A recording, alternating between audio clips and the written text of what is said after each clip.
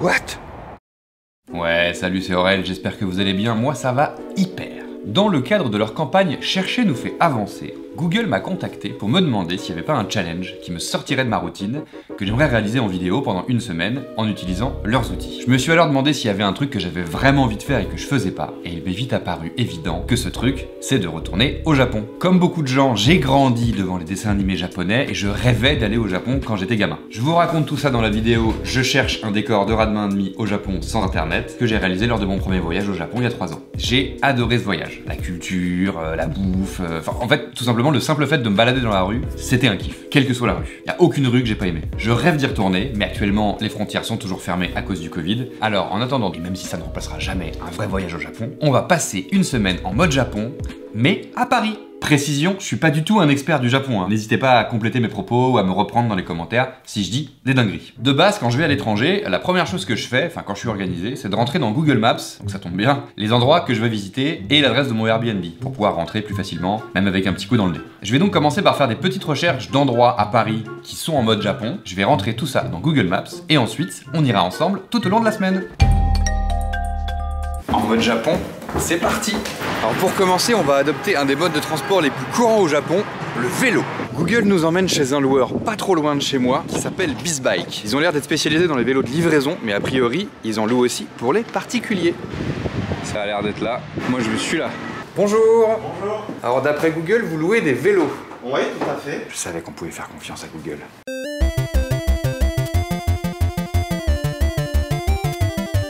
Bon bah ils ont été très sympas chez BizBike. Et puis j'ai un vélo, donc pour l'instant le défi se déroule à merveille. Bon c'est peut-être un peu léger comme activité, mais en vrai il caille là. Il y a du soleil mais il caille de ouf, je suis pas du tout habillé pour ça. Donc on va rentrer au chaud pour bien préparer la semaine. Mais je crois que les Japonais ils font ça quand il caille, ils rentrent. Donc c'est bon, on est hyper en mode Japon là. Demain je vais m'habiller plus chaudement et on va faire des dingueries. Eh mais du coup le vélo faut que je le monte chez moi en fait. Bah oui, je savais pas réfléchir à ça. Allez. Franchement ça va. C'est un coup à prendre. Aujourd'hui, Google nous emmène découvrir Kodawari Ramen, un restaurant japonais dans le 6e arrondissement de Paris qui reconstitue une ruelle japonaise. On va être en mode Japon comme jamais. Là, il est 11 h. Le resto ouvre à 11h45, mais j'ai vu sur Google, dans les avis, qu'il y avait vachement d'attente. Je m'apprête donc à faire la queue un bon moment dehors. Du coup, je me suis bien mieux couvert qu'hier. J'espère que ça va aller. Là, il y en a qui vont penser que les images qui arrivent, c'est une blague. C'est des images que j'ai récupérées du Japon. Quand vous allez voir ma tête rentrer dans le champ, vous allez être choqués.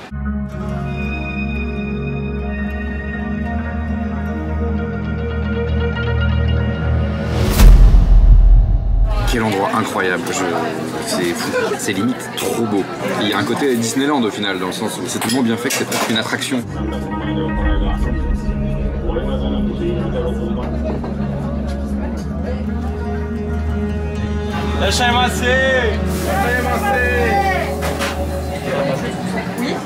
Le bouillon est incroyable. Le ramen c'est le bouillon de toute façon qui fait tout. J'ai pris leur spécialité, qui est un peu épicé, un régal. Puis là de manger au comptoir, comme au Japon aussi, ça c'est un kiff. De voir les cuistots faire la bouffe. Bon au final je suis arrivé à 40, j'ai attendu 10 minutes. Plutôt je pense que j'ai eu de la chance. Du coup j'aurais bien aimé faire plus la queue, parce qu'au final la queue ça permet de se mettre dans une condition, une espèce d'excitation et tout comme à Disney quoi. Et après bim tu fais l'attraction. Là j'ai pas assez attendu, je savoure pas assez mon plaisir d'être là. Et bah je suis repu. On va laisser un petit avis Google. Largement à la hauteur de mes attentes. Je n'ai jamais été autant en mode Japon de ma vie. Excepté peut-être la fois où j'étais vraiment au Japon. Bisous. Et avec le décalage horaire, en vrai là, au Japon, il est l'heure de rentrer à la maison. J'ai pas vérifié, mais je le sens là, les Japonais ils rentrent chez eux. Donc on va faire comme eux parce que les Japonais ils sont hyper en mode Japon. Mais demain je me rattrape, je me couvre encore un peu plus et je vous emmène dans plein d'endroits. Bon c'est un peu relou en vrai, si je dois être tout à fait honnête. Aujourd'hui ça rigole pas, je me suis extrêmement bien couvert. Hier on a découvert des endroits ensemble, aujourd'hui je vous emmène découvrir des endroits que je connais déjà et que je kiffe. Nous nous rendons dans le quartier japonais de Paris, dans le 2e arrondissement, autour de la rue Sainte-Anne. On peut pas passer une semaine à Paris en mode Japon sans aller là-bas. En vrai c'est là-bas que j'aurais dû passer la semaine entière. J'adore ce quartier. Bon, c'est hyper touristique, hein. Il y a pas mal la queue au resto aussi. Il y a d'ailleurs un autre Kodawari Ramen dans le quartier. Et ce coup-ci qui ne reconstitue pas une ruelle japonaise, mais un marché aux poissons japonais. Si je suis jamais allé, on va essayer d'aller jeter un petit coup d'œil. Waouh.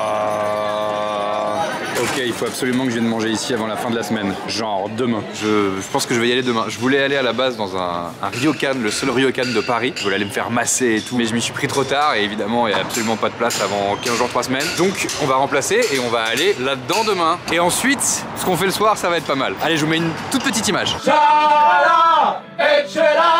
Mais dans ce quartier, il n'y a pas que des restos, il y a aussi des supermarchés ou des épiceries asiatiques. Et là, je vous emmène dans une épicerie asiatique que j'adore, enfin que j'adore, en tout cas dans celle où je vais moi personnellement.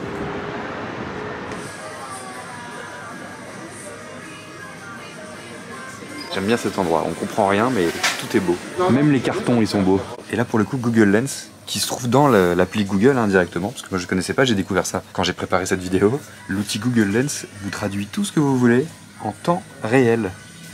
On était à 2 doigts de croire qu'il était rose. Et dans ce genre d'endroit, c'est quand même plutôt pratique. Même s'il y a des étiquettes sur les produits, souvent en français aussi, on peut demander aux vendeurs si on a des questions, tout ça. Mais quand même, c'est pratique. Le seul inconvénient de cette épicerie asiatique, c'est cette petite pièce qui a tendance à vouloir vous racketter votre bonnet. Je connais bien cette épicerie parce que c'est ici que je vais pour acheter genre ça, ça, ça, ça, ça, ça, ça, ça, ça et ça pour faire des ramen. Et oui, ceux qui me suivent sur Insta le savent, je fais des ramen maison. Enfin, j'ai une recette pour faire des ramen maison. Elle est sur mon Insta en story à la une pour les plus curieux d'entre vous. Ace Opera, ils font de la vente en ligne. Pas obligé d'en trouver un en vrai, vous devez aussi commander.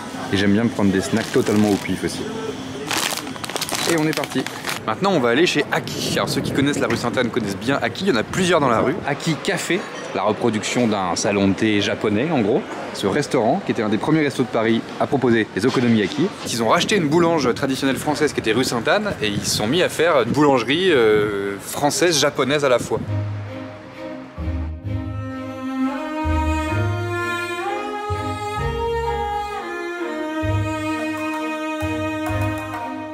Je pense que j'ai trouvé mon goûter. Je suis sale. C'est tellement bon que je viens de manger un bout du papier, je m'en suis même pas rendu compte. La blague c'est que j'ai chaud en fait, je suis trop couvert aujourd'hui, c'est vraiment un sketch. Pour info, je devrais pas le dire mais c'est pas très en mode Japon ce que je viens de faire, parce qu'au Japon, on ne mange pas dans la rue, ça ne se fait pas. Pour compenser, là on va dans une librairie japonaise, une vraie librairie japonaise.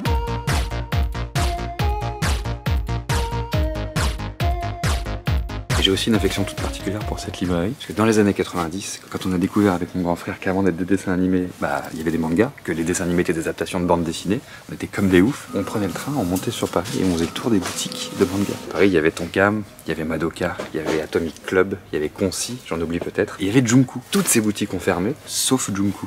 Du coup, ça fait plaisir de pouvoir retourner ici, vu que c'est une boutique dans laquelle je suis venu dans les années 90. Je suis très chaud.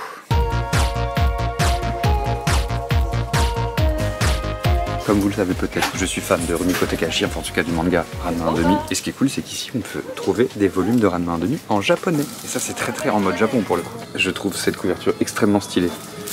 On va le prendre. J'ai extrêmement chaud. Je vous montre mon deuxième auteur préféré, après Rumiko Takahashi. J'aime beaucoup Taniguchi, notamment ce manga que j'adore, qui donne extrêmement envie d'aller au Japon, ou tout du moins de manger japonais. Donc voilà, si vous voulez vivre l'expérience d'une vraie librairie japonaise, venez à Junku. Allez, il est temps de rentrer, parce qu'il faut que je monte la vidéo. En fait, cette semaine, je suis en mode Japon et en mode montage. Et j'ai extrêmement chaud, et on va pas se mentir. J'ai mis 11 d'amarre et je vais crever.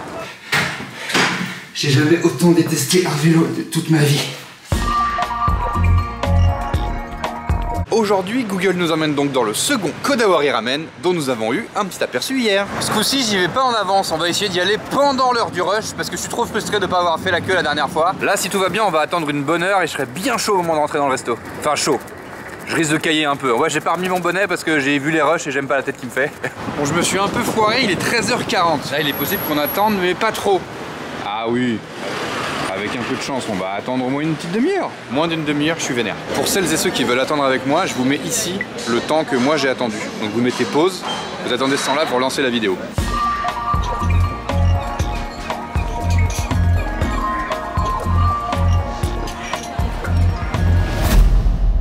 Je vais prendre le pétan de dorade royale en chef. Il y a pas de soucis, j'envoie ça. Merci. Il connaît la chaîne, c'est pratique. Du coup, j'ai pu lui demander de me mettre dans un endroit avec un joli fond. Il a pu me donner un peu des infos, des inside. En fait, ça a été monté par Jean-Baptiste Meunier, si j'ai bien retenu le nom. C'est un ancien pilote de l'air. Il a pris des cours dans 3 écoles de ramen. Et ensuite, avec un chef, il a monté celui où on était il y a 2 jours, avec une équipe de ciné et tout machin pour la déco. Ça a cartonné et du coup, ça c'était il y a genre 5 ans et il a ouvert celui-ci il y a 2 ans. Et vous entendez, ils ont été enregistrés le son là-bas et ils diffusent diffuse en boucle le son du marché ici, quoi. Le jusqu'au boutisme du truc, j'adore.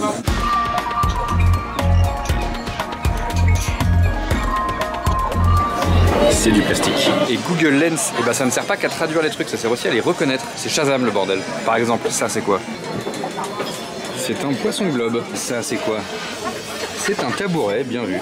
Les poissons dans les bacs derrière sont en plastique, mais dans les ramen, je pense que ce ne sont pas en plastique. Petit suspense encore.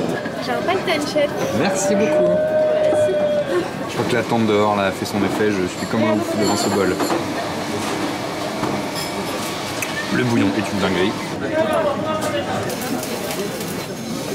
Ça qui est ouf, c'est que c'est pas que trop stylé comme endroit, ça va jusqu'au bout quoi, c'est trop bon. En vrai, si j'étais vraiment en mode Japon, il faudrait que je fasse vachement de bruit en mangeant. Faire du bruit en mangeant, ça veut dire que c'est bon, pas les mêmes délires qu'en France. On va le tenter. Là, je suis poli. L'œuf.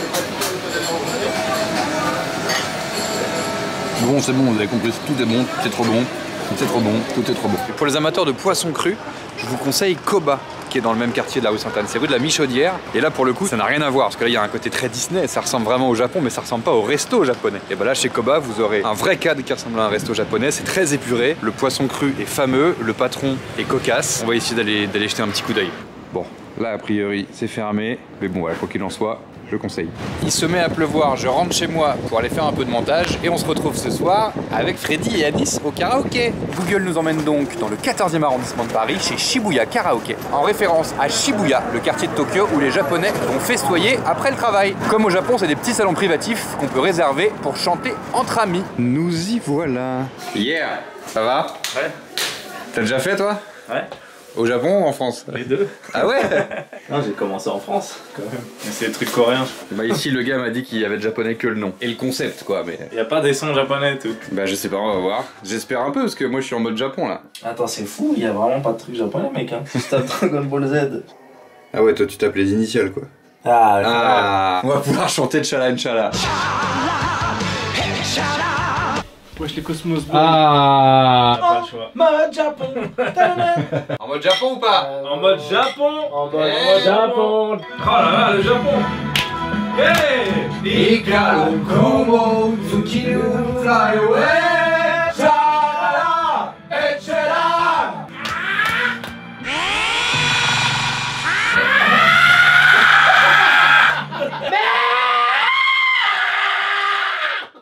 Sinon, pour rester en mode Japon, ce qu'on peut peut-être faire, Oui. c'est sur les paroles des chansons qu'on connaît, Oui. chanter. On est en mode Japon, mode Japon. On est en mode Japon, en mode Japon. On est en mode Japon. On est en mode Japon. Eh ben si t'es en mode Japon, faut prendre des shots de saké, hein. La dernière fois que j'ai fait un blackout, les gars, j'ai carrément zappé une semaine entière. En mode Japon. En mode Japon, on est en mode Japon. On est en mode Japon. Le mode Japon. Allez, Japon, Japon, Japon. On est en mode Japon. En mode Japon. On est en mode Japon. On est en mode Japon. Po, po, po, po, po, mode Japon.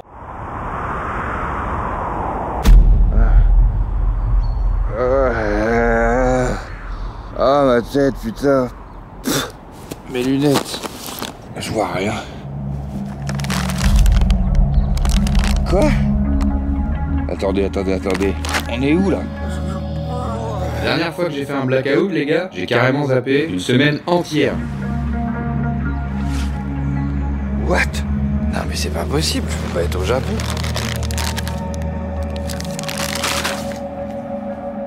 Ok, je suis au Japon. C'est incroyable, je suis au Japon, je suis trop content. Enfin, je serai trop content demain. Là, je veux juste un lit, quoi. J'imagine que comme d'hab, j'ai rentré l'adresse de mon Airbnb dans Google Maps. On n'a plus qu'à cliquer sur la petite maison et à se laisser guider. Alors, mon Airbnb au Japon, il est par là. Ok, droite. Ah, les rues du Japon, quel kiff. Bon, là, je vois rien, mais je sens ce truc magique.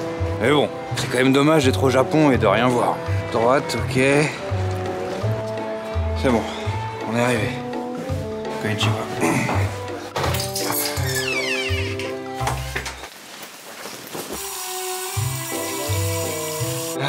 Le goût de l'eau du Japon. Les interrupteurs du Japon. La douceur des murs du Japon. Tout Tout est mieux ici. Hein, que tout est mieux ici, le chat. Ça va, toi? Ah pardon, en fait c'est parce que j'ai pas mes lunettes, donc je vise pas bien. Eh mais j'ai une vieille paire de lunettes dans un tiroir, moi. Yes. Ça ressemble quand même vachement à chez moi, ce Airbnb. On est à Paris en fait, c'est ça? Ok, ça me revient. En fait, on n'est pas au Japon, on est en mode Japon. Bon, ce qui me déçoit un tout petit peu, mais c'est déjà pas mal. Et donc là, c'est le dernier jour et Google est censé nous amener à la cité universitaire de Paris pour voir la maison du Japon. C'est là-bas qu'on était, c'est ça? Bon, bah on va y retourner, hein, parce que je sais pas vous, mais moi j'ai très peu de souvenirs de là-bas. Nous retournons donc dans le 14e arrondissement, à la cité internationale universitaire de Paris, dans laquelle vivent surtout des étudiants, mais aussi des chercheurs, des artistes et des sportifs du monde entier. Il y a la maison de l'Italie, la maison du Brésil, la maison du Mexique. Nous, celle qui nous intéresse, c'est la maison du Japon, construite il y a presque 100 ans, et dans laquelle 60 Japonais peuvent résider. Et il faut bien avouer qu'on se croit clairement au Japon. Surtout si on se rappelle pas dans quel pays on est, qu'on regarde pas de l'autre côté et qu'on a perdu ses lunettes. Oui, mais quand même. Il y a un endroit à l'extérieur où on se croirait au Japon de tous les côtés, c'est le jardin du musée Albert Kahn à Boulogne. C'est un endroit incroyable, mais j'ai pas pu vous y emmener car il est en rénovation actuellement. Ah putain, mes lunettes. Chambé. Nickel. Ah bah il est là lui. J'aurais préféré l'avoir perdu, je crois. Voilà les amis, la semaine en mode Japon se termine. J'espère que vous avez apprécié, c'était un kiff à faire. Je vous mets bien évidemment en description la liste Google Maps de tous les endroits qu'on a visités cette semaine. Je vous invite chaudement à partager tous vos bons plans en mode Japon en commentaire. Merci beaucoup à Google d'avoir sponsorisé cette vidéo et de m'avoir challengé. Et enfin, je vous invite chaudement à vous abonner, à liker cette vidéo, à la partager, à la commenter si elle vous a plu. J'arrête YouTube. Ouais. Ah oui, pardon, ouais, je tourne un truc. Ah, Merci de vous être inquiété. je suis désolé. Ah, pas de soucis.